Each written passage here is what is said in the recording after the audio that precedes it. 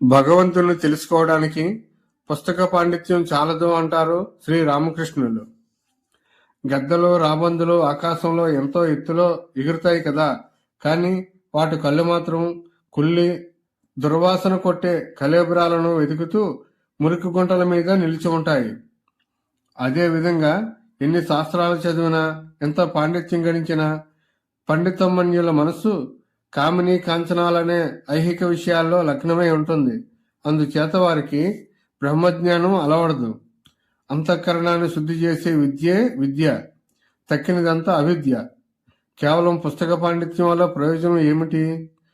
పండితులు కొన్ని వందల శ్లోకాలను ఏకరువు పెట్టవచ్చును, కానీ వాటిని ఊరక వల్లించినంత మాత్రాన లాభం లేదు. శాస్త్రాల్లోని తత్వాలు జీవితంలో ఆచరణలోకి రావాలి. కామిని కాంచిన మోహితుడై సంసారబద్ధుడై ఉన్నంతదాకా కేవలం శాస్త్రపఠనంతో జ్ఞానం గాని ముక్తి గాని లభించదు. భగవంతుడి ముందు యుక్తి, ధీశక్తి, పాండిత్యము ఇవేవీ కొరగావు. అక్కడ మూగవాడు మాట్లాడుతాడు, గుడ్డివాడు చూస్తాడు, చెవిటివాడు వినగలుగుతాడు.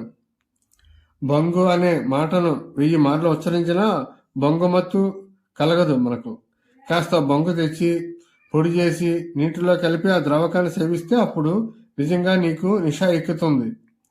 దేవుడా దేవుడా అంటూ దేవులాడటం చేత ఏం లాభం? శ్రద్ధాభక్తులతో సాధన చెయ్యి, అప్పుడు భగవద్ దర్శనం కలుగుతుంది అని పేర్కొన్నారు శ్రీ రామకృష్ణులు తమ శిష్యులతో.